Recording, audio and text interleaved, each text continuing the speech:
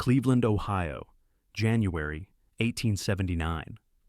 4 o'clock in the morning, the refineries along the Cuyahoga River never sleep. Flames from the distillation towers paint the winter sky orange. The air tastes like sulfur and money. Inside a modest office building on Euclid Avenue, a 39-year-old man with thinning hair and eyes cold as December steel reviews the week's acquisition reports. 22 competitors eliminated in the last 6 weeks alone, not through superior products, not through better prices, through a system so elegant in its brutality that most of his victims never saw it coming until their banks called in their loans and their railroad contracts evaporated overnight. His name was John Davison Rockefeller, and by the time the sun rose that morning, he controlled 90% of all the oil refined in America. They called it the Cleveland Massacre. They called him a genius. They called him a monster. They called him the most powerful man in the history of American commerce. But here is the question that haunted his competitors, his critics, and eventually the United States Supreme Court. Was the Standard Oil empire built on superior efficiency and business acumen, or was it constructed on a foundation of secret deals, railroad conspiracies, and the systematic destruction of anyone who refused to surrender? The story of Standard Oil begins not with John D. Rockefeller, but with a hole in the ground in rural Pennsylvania. On August 27, 1859, a former railroad conductor named Edwin Drake stood beside a primitive wooden derrick near the town of Titusville and watched dark liquid bubble up from 69 feet below the Earth's surface. It was, by any measure, an unremarkable discovery. The well produced perhaps 20 barrels a day. Drake himself would die nearly penniless 2 decades later, having failed to patent his drilling method or secure any meaningful stake in what he had unleashed. But what Edwin Drake found that summer afternoon would reshape the American economy, transform global politics, and create the template for corporate power that persists to this day. He had struck oil. Within months, the hills around Titusville transformed into a landscape of wooden derricks and makeshift boomtowns. The population exploded from 250 residents to over 10,000 in 5 years. Annual domestic crude production surged from 2,000 barrels in 1859 to 4 million barrels by 1869. Towns like Oil City and Pit Hole appeared almost overnight. Pit Hole expanding from 4 farmhouses to a city of 50 hotels in just 5 months during 1865. Men arrived from across the country with nothing but ambition and a willingness to gamble everything on what lay beneath the Pennsylvania soil. The chaos was extraordinary. In 1861, the proliferation of wells pushed oil prices from $10 a barrel to 10 cents. Fortunes were made and lost in weeks. Fires consumed entire drilling operations. The creeks ran black with petroleum. Waste. It was capitalism in its rawest, most unregulated form. And watching it all from Cleveland, just over 100 miles to the west, was a young commission merchant who saw something that most of the wildcatters could not. John D. Rockefeller understood that the real money in oil would never come from drilling. The drillers faced geological uncertainty, equipment failures, fires, and the constant boom-bust cycle of discovery and depletion. The real opportunity lay downstream, in the business of turning crude petroleum into something people actually wanted to buy. Kerosene, the lamp fuel that would illuminate a nation. Before petroleum, the world lit itself with whale oil, a commodity that was growing scarcer and more expensive as whaling ships ventured further into dangerous waters to find diminishing populations. Kerosene, distilled from crude oil, offered a cheaper, more reliable alternative. The demand was virtually unlimited. Every home, every business, every street corner in the industrializing world needed light. John Davison Rockefeller was born on July 8, 1839, in Richford, New York, the second of 6 children born to William Avery Rockefeller and Eliza Davison. His father was, by any honest assessment, a confidence man. William Rockefeller traveled the countryside selling patent medicines of dubious value, claimed fraudulent medical credentials, maintained a secret second family, and once faced charges for assault. He would disappear for months at a time, leaving his wife and children to manage on their own. From his father, John learned that the world was full of marks waiting to be played. From his devout Baptist mother, he learned that God rewarded hard work, thrift, and the disciplined accumulation of wealth. These contradictory lessons would shape everything that followed. The family moved several times during John's childhood before settling near Cleveland in 1853. He attended Central High School for a time before dropping out to take a course at a commercial college. At 16, he found work as an assistant bookkeeper at a commission firm called Hewitt and Tuttle, earning 50 cents a day.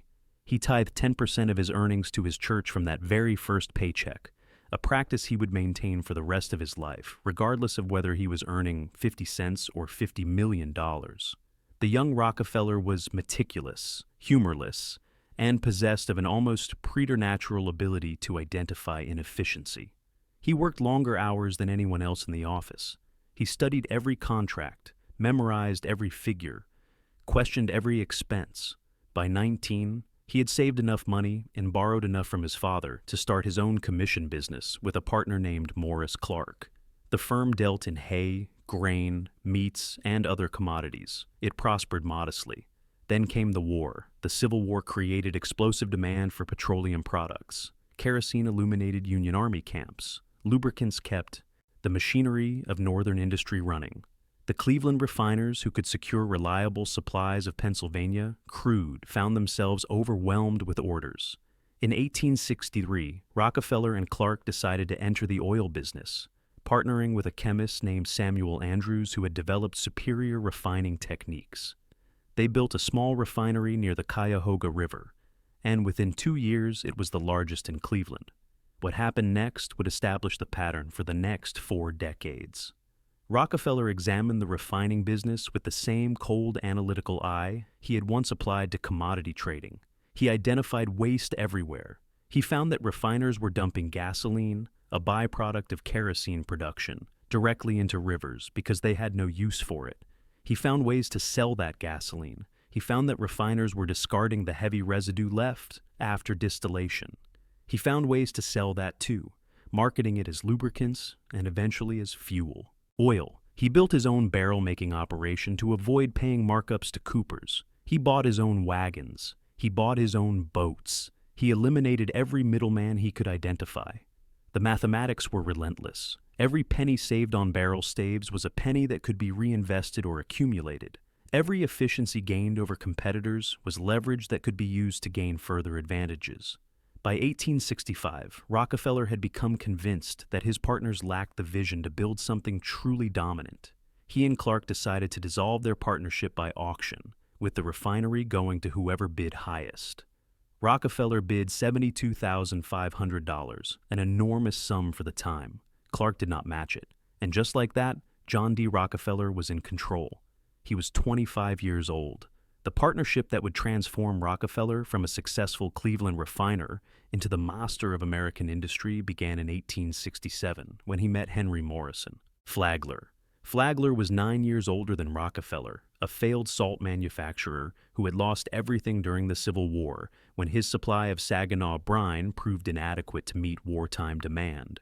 He had married into the Harkness family, whose wealth came from distilling whiskey, and he brought both capital connections and a ruthless intelligence to his new partnership with Rockefeller. Where Rockefeller was reserved and methodical, Flagler was gregarious and creative.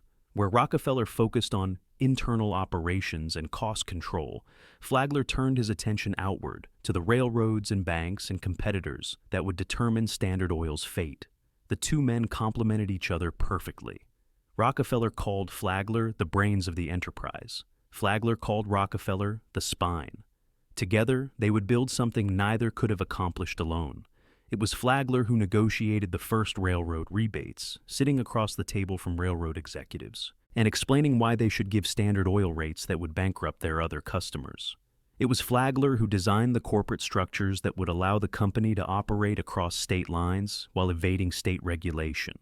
It was Flagler who, in later years, would take his Standard Oil fortune to Florida and single-handedly create the state's tourism industry, building railroads, hotels, and entire cities from the swamps. But all of that came later. In the late 1860s, Flagler's genius was focused entirely on making Standard Oil dominant.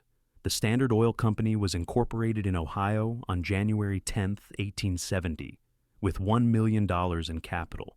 The founding investors included John D. Rockefeller, his brother William, Henry Flagler, Samuel Andrews, and Stephen V. Harkness. Of the initial 10,000 shares, John received 2,667, making him the largest single shareholder from the very beginning. The name itself was carefully chosen. In an industry plagued by inconsistent quality and adulterated products, Rockefeller wanted to signal that his company would maintain uniform standards. Standard Oil. Reliable, consistent, trustworthy. The marketing was deliberate. The reality was something far more complex. Within 2 years of incorporation, Standard Oil had absorbed or destroyed 22 of its 26 competitors in Cleveland. This was not accomplished through superior products or lower prices. It was accomplished through a system that Rockefeller's critics would later describe as industrial warfare. The weapon was the railroad. In the aftermath of the Civil War, American railroads found themselves locked in brutal competition. 3 major trunk lines connected the eastern seaboard to the interior: the Pennsylvania Railroad, the New York Central, and the Erie. All 3 were desperate for freight traffic. All 3 were willing to offer substantial discounts to shippers who could guarantee high volumes. Rockefeller understood this vulnerability better than perhaps anyone else in American business. He approached the railroads with a simple proposition. Standard Oil would guarantee 60 carloads of oil per day, every day, shipped on a single railroad's tracks. In exchange, Standard Oil would receive a discount from published freight rates. Not a small discount, a 71% discount. A rate so low that no competitor operating at smaller scale could possibly match it. The Lakeshore Railroad, part of the New York Central system, offered Standard Oil a rate of 1 cent per gallon, or 42 cents per barrel, for shipping oil from Cleveland to New York. The published rate was nearly 3 times higher. Rockefeller promised 60 carloads daily and agreed to handle all loading and unloading with his own equipment and personnel, further reducing the railroad's costs.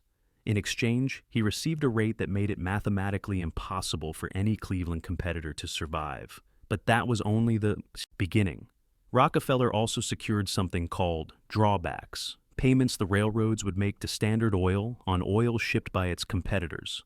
When a rival refiner shipped a barrel of oil, he paid the published rate, but a portion of that payment went directly into Standard Oil's pocket. The scheme was formalized in late 1871 through an organization called the South Improvement Company. On paper, it was a consortium of refiners and railroads designed to stabilize the chaotic oil market. In practice, it was a mechanism for transferring wealth from independent refiners to Standard Oil and its railroad partners. The South Improvement Arrangement specified that official freight rates from Cleveland to New York would be $2.56 per barrel. Standard Oil would pay approximately $1.30. Its competitors would pay the full rate, and for every barrel a competitor shipped, Standard Oil would receive $1.06. The railroads also agreed to provide Standard Oil with detailed information about its competitors' shipping volumes, destinations, and costs. Independent refiners would pay more to ship their oil than Standard Oil charged for the refined product delivered to market. Survival was mathematically impossible. When word of the South Improvement Company leaked in early 1872, it triggered outrage across the Pennsylvania oil regions. Producers formed the Petroleum Producers Union and launched a boycott. The press attacked the scheme as an assault on free enterprise. The Pennsylvania legislature revoked the company's charter before it shipped a single barrel of oil. Railroad executives publicly canceled their contracts and announced that no rebates would be granted. But the damage was already done. During the weeks when the South Improvement Company's existence was still secret, Rockefeller had moved swiftly. He approached his Cleveland competitors with a simple choice: sell now at a fair price, or face certain destruction when the new shipping arrangements took effect. Most sold. In what historians would later call the Cleveland Massacre, Standard Oil absorbed 22 refineries in less than 4 months.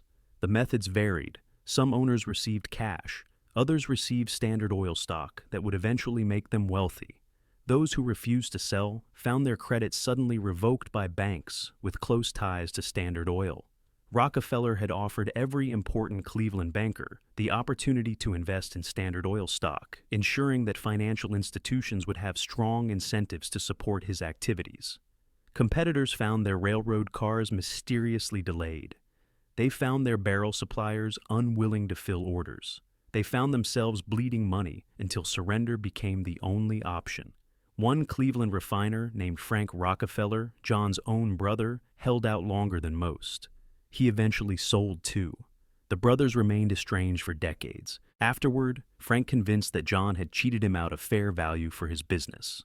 Family dinners at the Rockefeller household became exercises in careful diplomacy, with their mother Eliza trying to keep peace between sons who could barely stand to be in the same room.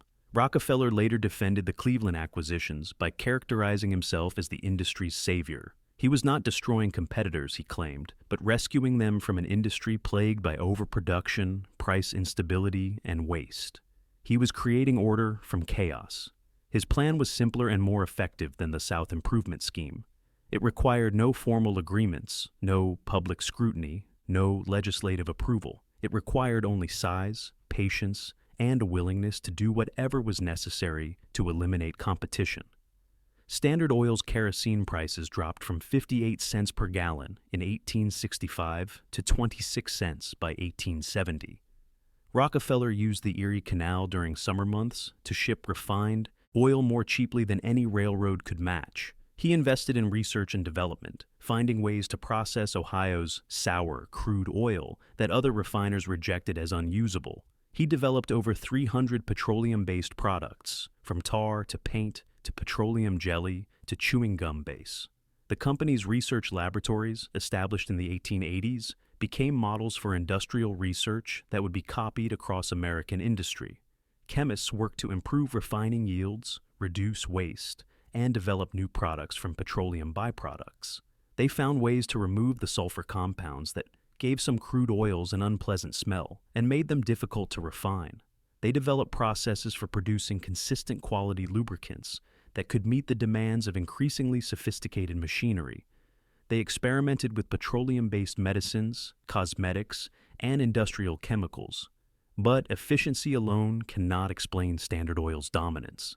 The company's practices were designed not merely to operate more cheaply than competitors, but to ensure that competitors could not operate at all. The railroad rebates continued even after the South Improvement Company's collapse. The formal agreement had been revoked, but the underlying economics remained. Standard Oil still shipped more oil than anyone else. The railroads still needed that business. The rebates simply became less visible. The intelligence operations that Standard Oil developed during this period were unprecedented in American business. The company maintained networks of informants throughout the oil industry. Employees of independent refiners were bribed to report on their employers' shipping schedules, production costs, and business plans. Telegraph operators were paid to share the contents of competitors' messages. Railroad clerks provided manifests showing exactly what each independent shipper was moving and where. Standard Oil also operated what came to be known as bogus companies, refineries that appeared to be independent but were actually controlled by Rockefeller. These phantom competitors served multiple purposes. They gathered intelligence from customers and suppliers who believed they were dealing with a Standard Oil rival. They engaged in price wars that appeared to represent market competition, but were actually coordinated attacks on genuine independence. And they provided deniability, allowing Standard Oil executives to claim that competition existed even as they systematically eliminated it. The expansion accelerated. By 1879, Standard Oil controlled 90% of American refining capacity. By the early 1880s, the company owned 4,000 miles of pipelines, operated hundreds of storage tanks, and employed tens of thousands of workers. 40 companies absorbed by 1879. 90% of American refining capacity controlled by 1880. 4,000 miles of pipelines. 100,000 workers. $23 million in annual profits. By 1882, these numbers defined the Standard Oil colossus, but they failed to capture how Rockefeller actually maintained control over an enterprise that spanned dozens of states and defied the legal structures of its time. The problem was corporate law itself. In the 1870s, American states generally prohibited corporations chartered in one state from owning stock in corporations chartered in another. This meant that Standard Oil of Ohio could not legally own Standard Oil of Pennsylvania or Standard Oil of New York or any of the other regional operations that Rockefeller was assembling. The company existed as a collection of theoretically independent businesses linked only by informal agreements and the personal relationships of their owners. This arrangement was legally vulnerable and administratively chaotic. What Rockefeller needed was a structure that would allow centralized control while maintaining the appearance of separate corporate identities. He found his solution in an obscure legal mechanism, the trust. On January 6, 1982, 37 stockholders signed the Standard Oil Trust Agreement. The document created something unprecedented in American business history. All stockholders conveyed their shares to a board of 9 trustees who would manage the combined enterprise. In exchange, stockholders received trust certificates entitling them to proportional dividends. The trustees, led by Rockefeller himself, gained absolute authority to purchase, create, dissolve, merge, or divide any company within the trust's portfolio. The original trust was valued at $70 million. It encompassed 40 companies. The trustees established their headquarters at 26 Broadway in New York City, a building that would become synonymous with concentrated economic power. The trust structure was deliberately opaque.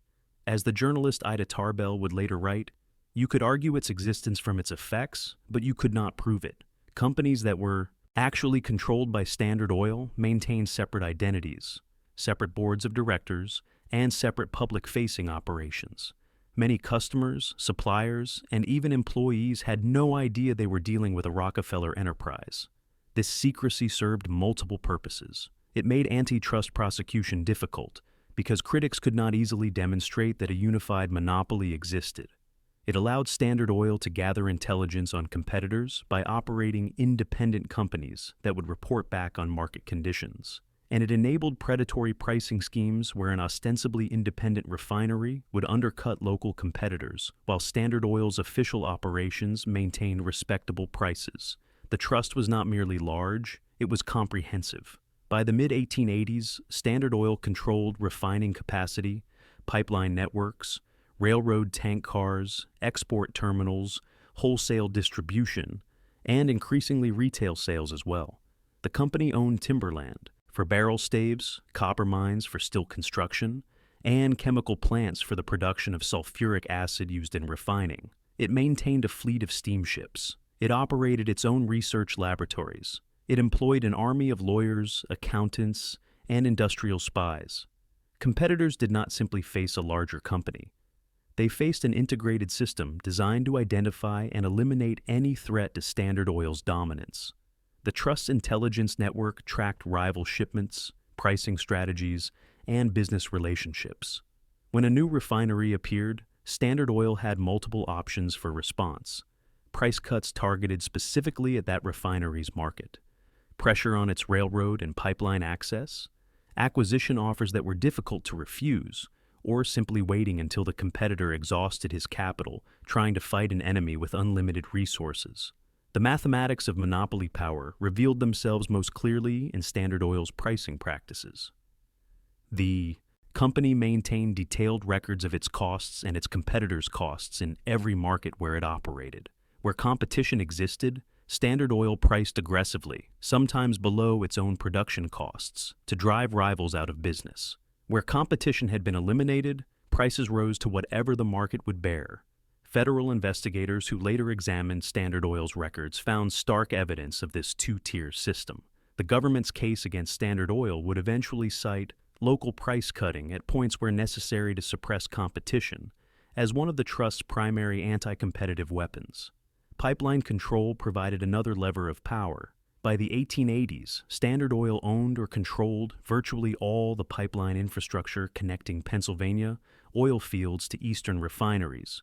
Independent producers who struck oil had no choice but to ship through Standard Oil's pipelines, paying whatever rates the company demanded. Competitors who tried to build alternative pipelines found their projects blocked by Standard Oil's political allies, sabotaged by unknown parties, or undermined by Standard Oil's ability to cut rates temporarily until the new infrastructure went bankrupt. The Tidewater Pipeline Company attempted to break Standard Oil's transportation monopoly in the late 1870s by building an independent line across the Allegheny Mountains.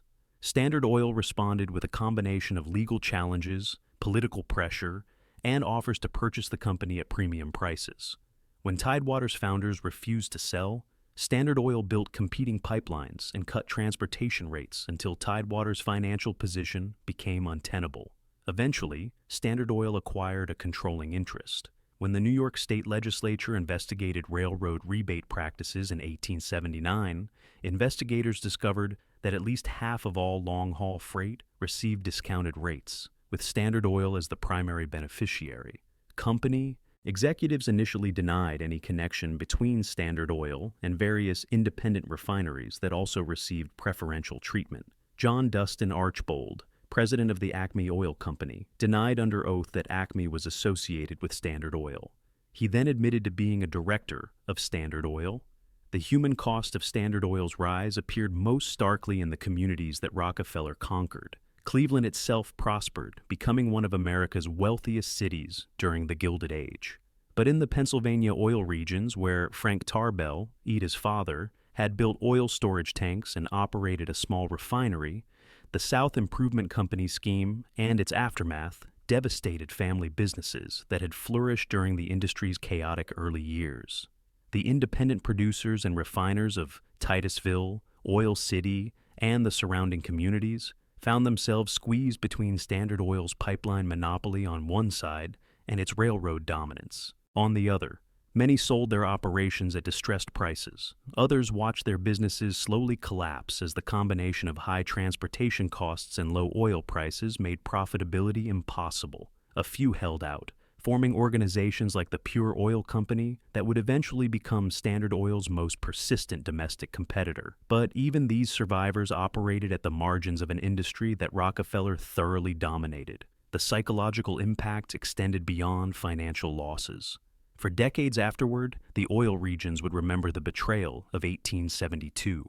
Men who had built their lives around petroleum extraction and refining found themselves powerless against a Cleveland merchant who had never drilled a well in his life. Standard Oil's defenders, including Rockefeller himself, consistently argued that the company's consolidation had benefited consumers. Kerosene prices did fall substantially during the trust's reign, from over 50 cents per gallon in 1865 to around 6 cents by the 1890s. Before Standard Oil, oil lighting had been a luxury available primarily to the wealthy. By the end of the 19th century, kerosene lamps illuminated working-class homes across America and around the world. But critics pointed out that kerosene prices were falling globally during this period, regardless of Standard Oil's activities.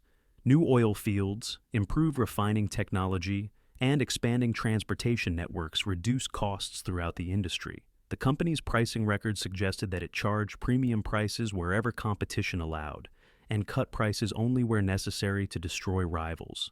In 1892, the Ohio Supreme Court ordered the Standard Oil Trust dissolved, ruling that the trust agreement violated the state's laws against monopoly.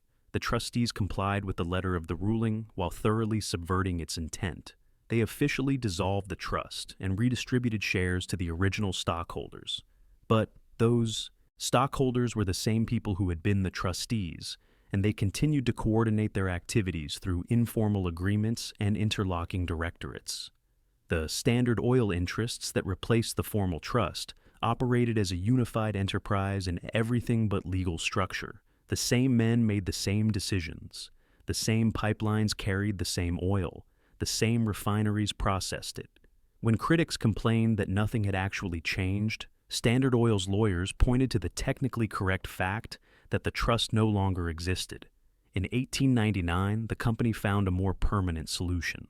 New Jersey had recently amended its corporate laws to permit holding companies, corporations, whose primary purpose was owning stock in other corporations. Standard Oil of New Jersey was reconstituted as a holding company that would own the shares of all the various Standard Oil operating companies. Legally, this was simply a restructuring. Practically, it reconstituted the House monopoly in a form that state antitrust authorities could not touch. Jersey Standard operated a near monopoly in the American oil industry from 1899 until 1911. It was the largest corporation in the United States, controlling everything from crude oil production to retail sales. Its practices became the template for industrial consolidation across the American economy. Sugar, tobacco, steel, and meat all developed trust structures modeled on what Rockefeller had pioneered. By this point, John D. Rockefeller himself had largely retired from active management. After 1896, he devoted most of his time to philanthropy, leaving day-to-day operations to his lieutenant John Dustin Archbold. But Rockefeller remained the largest shareholder, and his preferences continued to shape the company's culture and practices. The daily routine of the retired oil baron was meticulously planned. He rose early, breakfasted on simple foods, and spent his mornings reviewing correspondence and financial reports. He played golf in the afternoons, though he employed a team of assistants whose job was to ensure that he never lost a ball in the rough or had to wait for a slow group ahead. He dined lightly in the evenings and retired early. His health had been poor throughout much of his middle years, plagued by digestive problems that many attributed to the stress of building and defending his empire. In retirement, he adopted a careful regimen of diet and exercise that would sustain him into extreme old age. His estate at Pocantico Hills in Westchester County, New York, sprawled across nearly 4,000 acres.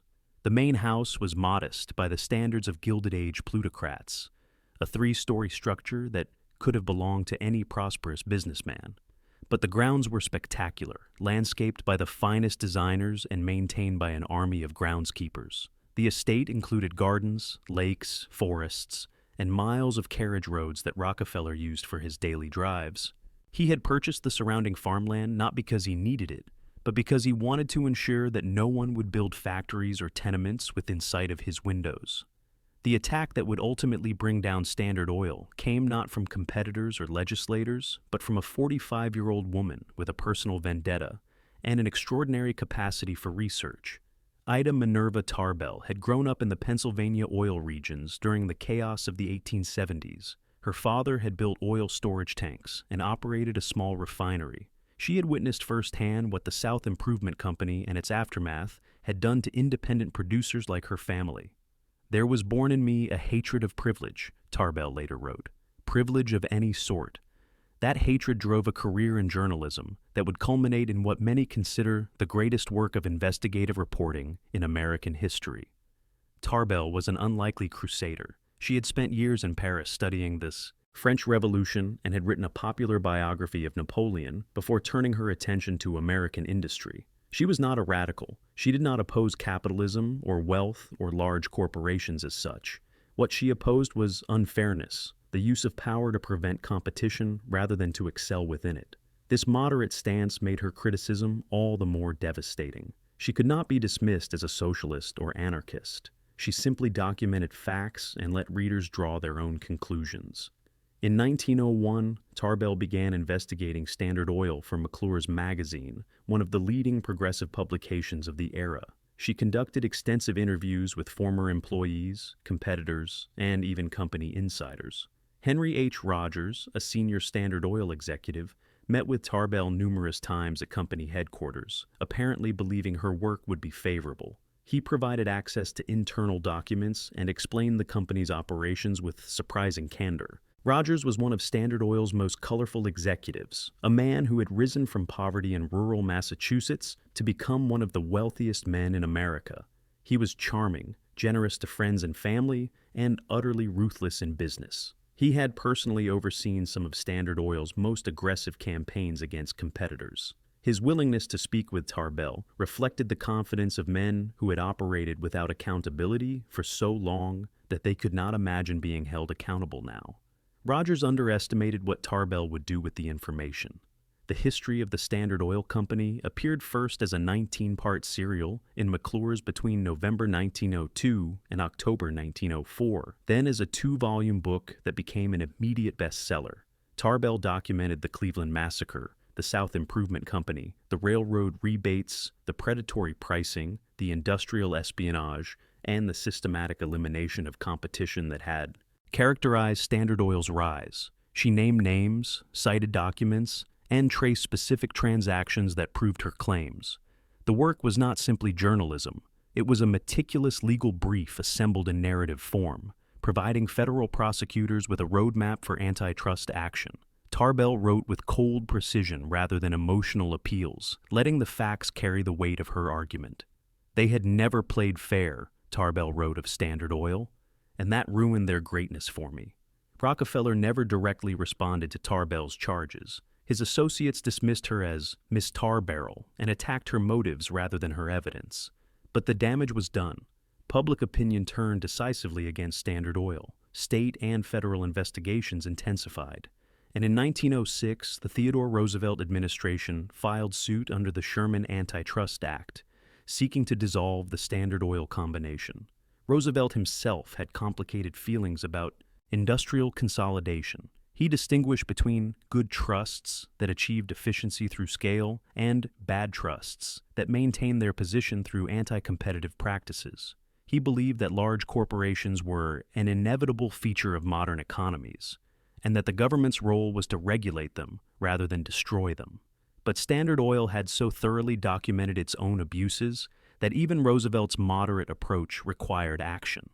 The Bureau of Corporations, established in 1903, had spent years investigating Standard Oil's practices. Its reports documented the railroad rebates, the predatory pricing, the bogus independent companies, and the systematic intelligence operations that Tarbell had described. The evidence was overwhelming. The only question was whether existing law provided a remedy. The Standard Oil trial took place in 1908 before a federal court in Missouri. More than 400 witnesses testified over months of proceedings. Government.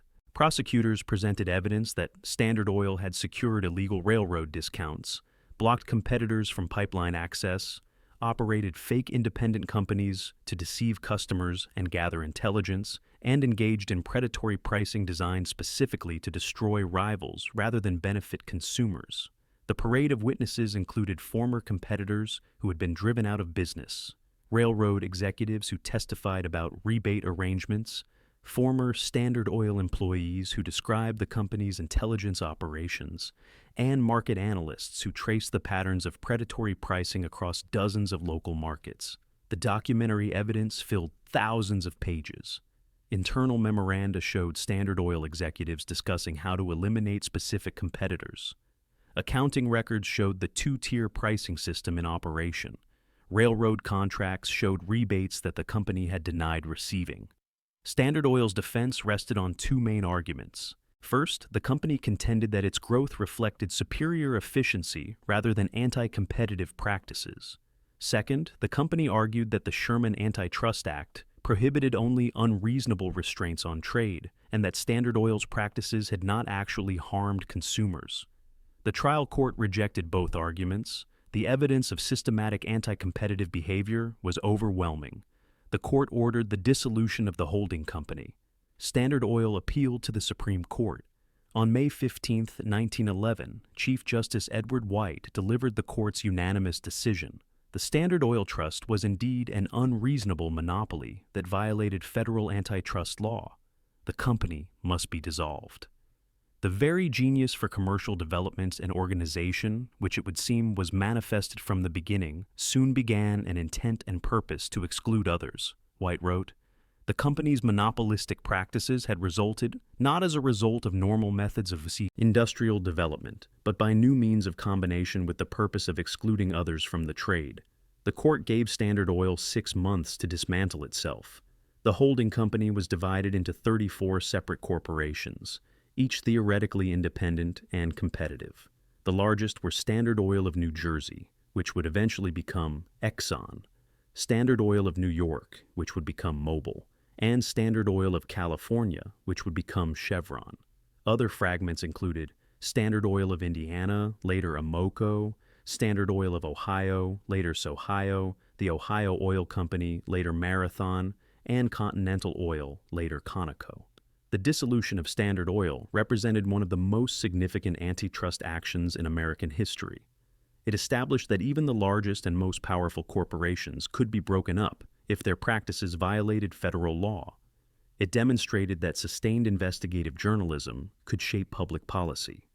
The Standard Oil case stood alongside other landmark antitrust actions of the Progressive era, including the breakup of the Northern Securities Company in 1904 and the dissolution of the American Tobacco Company, decided on the same day as the Standard Oil ruling. Together, these cases established that the Sherman Antitrust Act, which had remained largely unenforced since its passage in 1890, actually had teeth. The federal government could act against even the most powerful economic interests if those interests violated the law.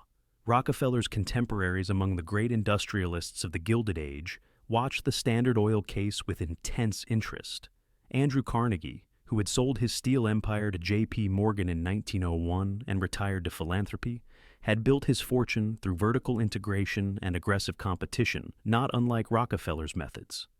Carnegie Steel had secured favorable railroad rates, driven competitors out of business, and achieved market dominance through a combination of efficiency and ruthlessness.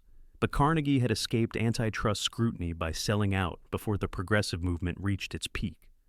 J.P. Morgan, the great banker whose financial combinations had created U.S. Steel, General Electric, and numerous other industrial giants, operated on principles somewhat different from Rockefeller's. Where Rockefeller built his empire by eliminating competitors, Morgan preferred to absorb them into combinations that maintained the fiction of competition while eliminating its substance. His philosophy of community of interest held that competing firms should recognize their mutual benefit in price stability and cooperate accordingly.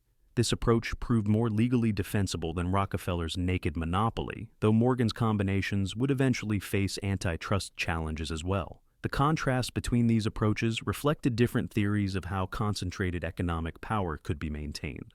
Rockefeller believed in total control, in the elimination of any alternative to his dominance. Morgan believed in coordination, in the managed competition of formerly independent firms.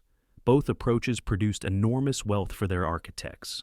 But Rockefeller's method proved more vulnerable to legal challenge precisely because it was more transparent. The Standard Oil monopoly was too complete, too obvious, too well documented to survive in an era of increasing public concern about corporate power. But the immediate effects were not quite what reformers had hoped. The 34 successor companies all had the same stockholders in the same proportions as the original holding company. John D. Rockefeller owned approximately 25% of Standard Oil of New Jersey before the breakup. After the dissolution, he owned 25% of each of the 34 successor companies. When investors realized that these companies would now compete with each other for the growing petroleum market, stock prices soared.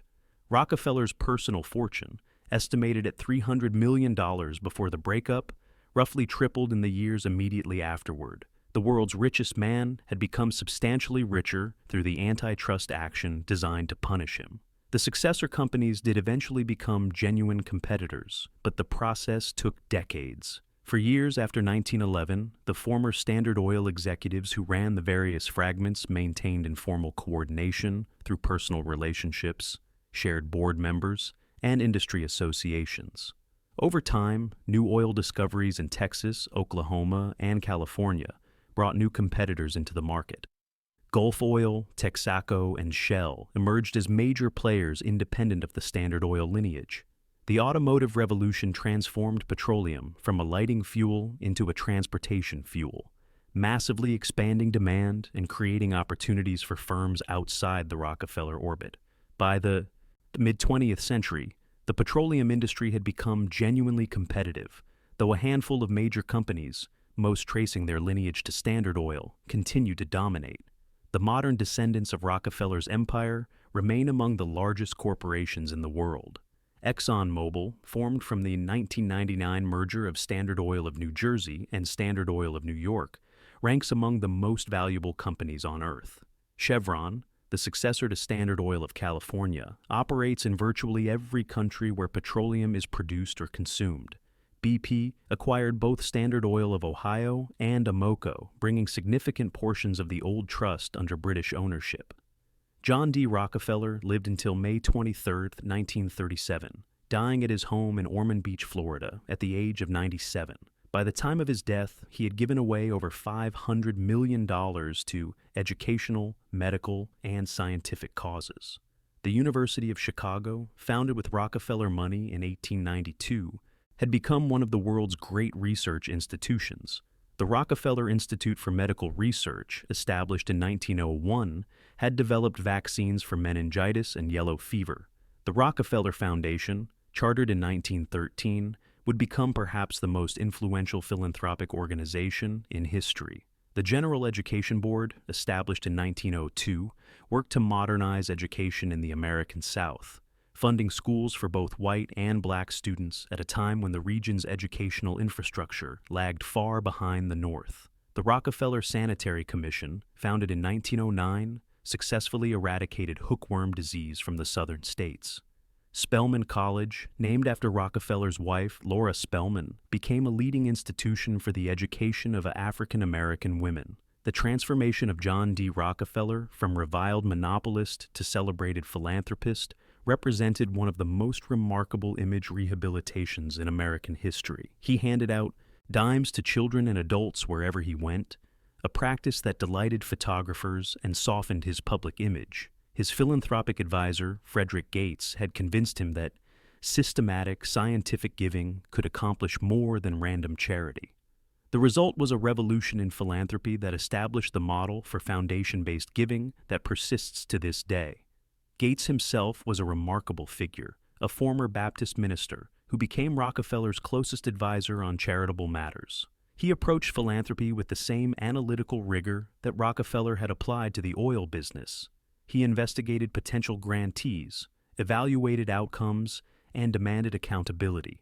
He convinced Rockefeller that simply giving money to individuals or institutions without systematic planning would accomplish little. What was needed was strategic investment in the root causes of human suffering: ignorance, disease, and poverty. The foundations that Gates helped design would pursue those goals with the resources of the world's largest fortune behind them. Critics noted that Rockefeller's philanthropy, however genuine, was made possible only by the practices that critics had condemned. The money that funded medical research and university construction had been extracted from competitors, consumers, and workers through the mechanisms of monopoly power. Defenders countered that Rockefeller's philanthropic contributions had produced genuine and lasting benefits for humanity. The medical research his foundations funded had saved millions of lives. The educational institutions he supported had trained generations of scholars, scientists, and professionals. Whatever the ethical status of Standard Oil's business practices, the philanthropic use of its profits had created enormous positive value. At its peak, Rockefeller's net worth was approximately 1.5% of the entire United States economy. In today's terms, that would represent wealth exceeding $400 billion. By the time of his death, he had given away most of his fortune, but the remaining wealth was still estimated at $1.4 billion.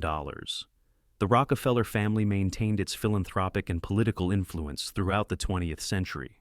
John D. Rockefeller Jr. oversaw the completion of Rockefeller Center in Manhattan, one of the most ambitious private development projects in American history. He restored colonial Williamsburg and donated the land for the United Nations headquarters. His 5 sons became prominent in business, politics, and philanthropy.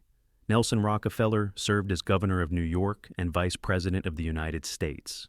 David Rockefeller led Chase Manhattan Bank for decades. Today, the extended family numbers over 170 heirs, with combined wealth estimated at over $8 billion. The Rockefeller Foundation continues to operate with assets exceeding $4 billion. In 2020, the Rockefeller Foundation announced it would divest from fossil fuel investments. The organization built on petroleum profits was abandoning the industry that had created it. The Standard Oil story illuminates fundamental tensions in American capitalism that persist to the present day. The company's rise demonstrated how first-mover advantages, network effects, and economies of scale could allow a single firm to dominate an entire industry. Its practices showed how concentrated economic power could corrupt political processes, manipulate markets, and destroy competitors regardless of their product's quality or their business's efficiency. Its dissolution proved that democratic institutions could, under sufficient pressure, act to constrain corporate power. But the aftermath revealed the limits of antitrust enforcement. The 34 successor companies remained closely aligned for decades. The stockholders who had benefited from monopoly profits benefited equally from the breakup. The fundamental economic forces that had enabled Standard Oil's rise continued to favor consolidation. Within a century, many of the 1911 fragments had merged back together, recreating much of the concentration that antitrust action had supposedly eliminated. Modern observers have drawn parallels between Standard Oil and contemporary technology giants. Companies like Google, Amazon, Facebook, and Apple have achieved market dominance that rivals or exceeds what Rockefeller achieved in petroleum.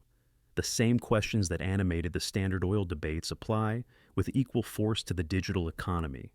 Whether market dominance reflects superior efficiency or anti-competitive practices, whether consumer benefits outweigh competitive harms, whether antitrust enforcement can actually restore competition.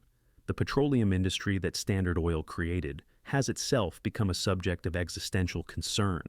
The fossil fuels that Rockefeller's empire extracted and refined now contribute to climate change that threatens human civilization. The transition to renewable energy represents, in a sense, the final dissolution of the empire that Rockefeller built, a transformation more thorough than anything the Supreme Court could have ordered. Rockefeller genuinely did build a more efficient refining operation than his competitors. He genuinely did reduce waste, improve quality, and lower costs. He genuinely did create organizational structures that enabled coordination across vast distances and complex supply chains. But Rockefeller also genuinely did secure secret railroad rebates that made it impossible for competitors to operate profitably. He genuinely did use predatory pricing to drive rivals out of business. He genuinely did operate fake independent companies to deceive customers and gather intelligence. He genuinely did leverage his market power to block competitors from essential infrastructure. The two aspects of Standard Oil's rise cannot be separated. The efficiency gains that Rockefeller achieved gave him the resources to pursue anti-competitive strategies. The anti-competitive strategies protected and extended the market position that generated those resources. The company was simultaneously more efficient than its competitors and actively working to ensure that competitors could not survive regardless of their efficiency. The timing of Standard Oil's rise was not accidental. The company emerged during a unique period in American history when federal regulatory authority was weak. State governments were easily captured by corporate interests, and the courts generally favored property rights over public welfare. Standard Oil exploited this regulatory vacuum with extraordinary skill, building its empire in the space between state jurisdictions and beyond the reach of federal authority. The Standard Oil Trust Agreement of 1882 was, in this sense, a legal innovation as significant as any of Rockefeller's business practices. By pooling the stock of multiple state corporations under a single board of trustees, the agreement created a unified enterprise that no single state could effectively regulate. Only the Supreme Court's eventual interpretation of the Sherman Act provided a legal mechanism for dismantling what Rockefeller had built. The years between the trust's formation in 1882 and its dissolution in 1911 represented the apex of Standard Oil's power. During this period, the company controlled not only the American petroleum market, but also significant portions of the global trade. Standard Oil's European subsidiaries competed successfully against local refiners. Its Asian operations supplied kerosene to markets from India to China. Its fleet of tanker ships carried petroleum products to every continent. This global reach had geopolitical implications that extended far beyond commerce. Petroleum had become a strategic commodity. Navies that had once relied on coal were transitioning to oil-fired engines. Armies were beginning to mechanize their operations. The control of petroleum supplies was becoming a matter of national security. Standard Oil's international operations were managed through a network of subsidiary companies that operated with considerable autonomy while remaining ultimately accountable to 26 Broadway. The Anglo-American Oil Company dominated the British market. The Deutsche Amerikanische Petroleumgesellschaft controlled distribution in Germany. Similar entities operated in France, Belgium, the Netherlands, and Italy. In Asia, Standard Oil competed fiercely with the Royal Dutch Company and the Shell Transport and Trading Company, rivals that would eventually merge to form Royal Dutch Shell, one of the few competitors capable of challenging Standard Oil on a global scale. The workers who made this empire function, occupied a peculiar position in American industrial history. Standard Oil generally paid above market wages and offered more stable employment than most industrial concerns of this era. Refinery workers earned between $2 and $3 per day, substantially more than the $1 or $1.50 that common laborers received elsewhere. The company provided rudimentary medical care, maintained relatively clean facilities, and avoided the worst abuses that characterized industries like coal mining or steel production. Yet this apparent benevolence coexisted with fierce resistance to labor organization. Rockefeller believed that workers' interests were best served by efficient management rather than collective bargaining. When employees at Standard Oil facilities attempted to organize, they were swiftly dismissed. The company maintained detailed files on suspected union sympathizers and shared information with other employers to ensure that troublemakers could not find work elsewhere in the industry. Paternalism and repression operated in tandem. The Ludlow Massacre of 1914, 3 years after the Standard Oil breakup, would reveal the violent potential of this approach to labor relations.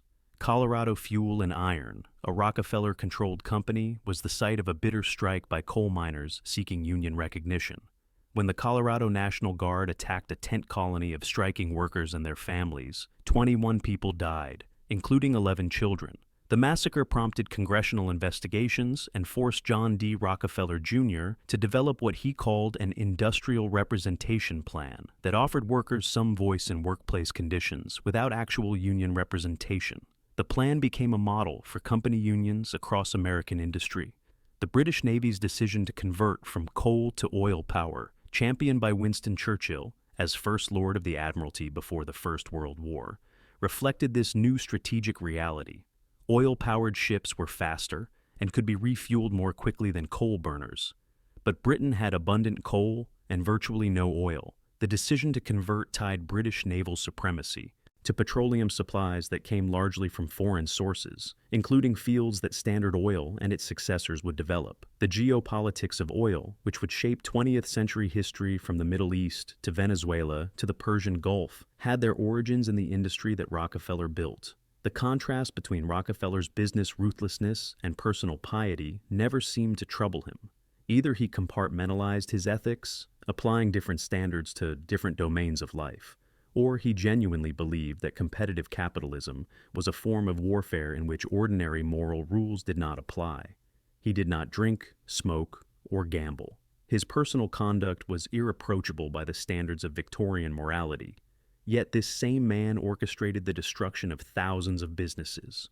The same precision and strategic thinking that characterized Standard Oil's business practices characterized Rockefeller's charitable giving.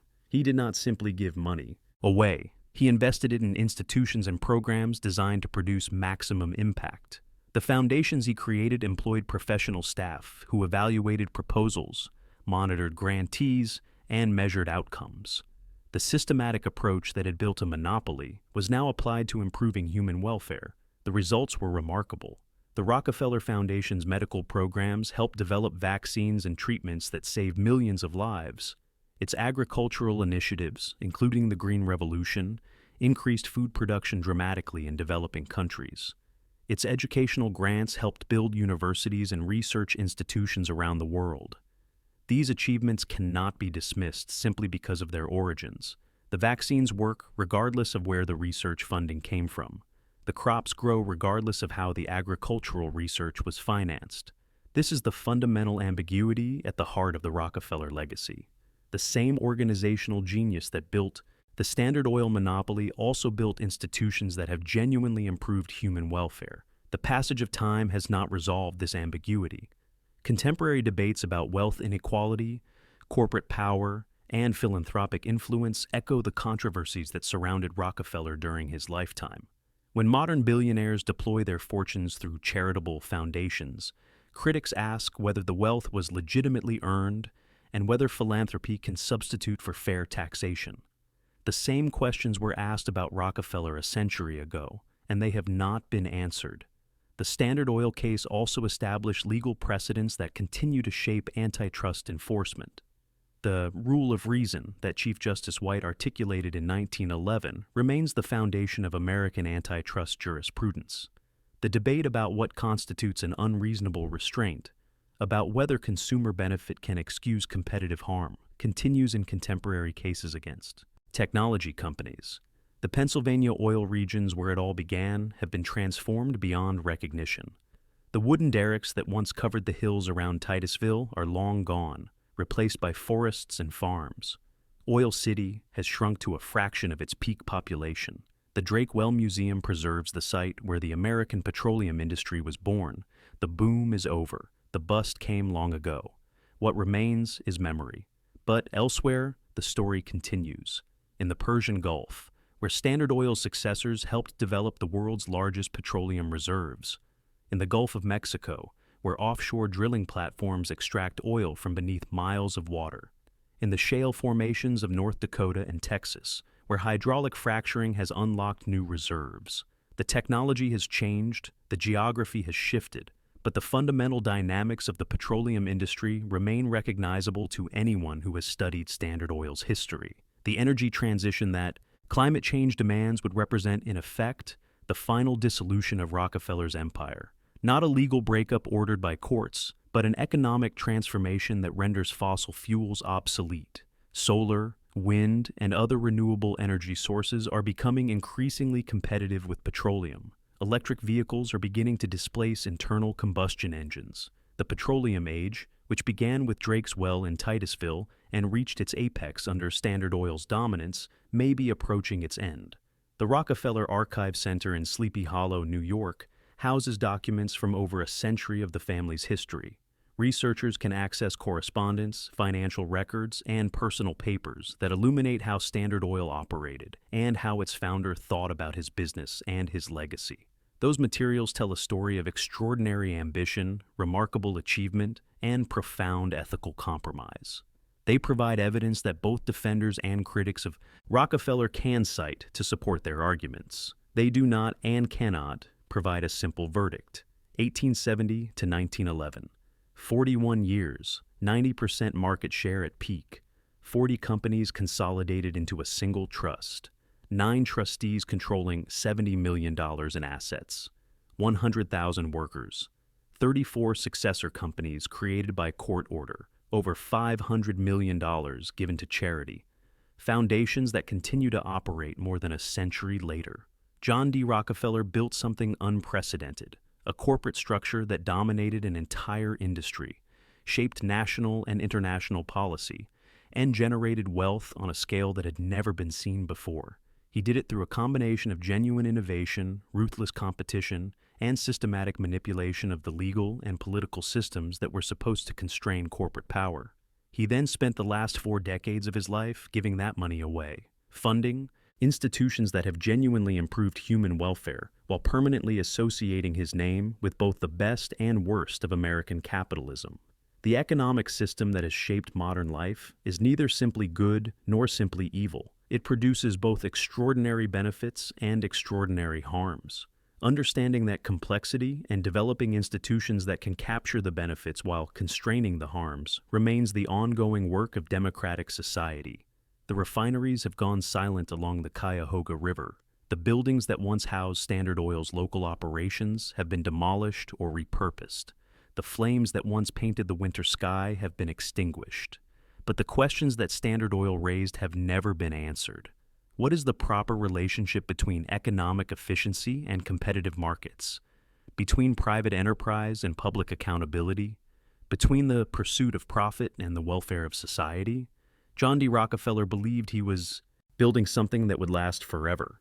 The Standard Oil Company is gone, but the world it made remains.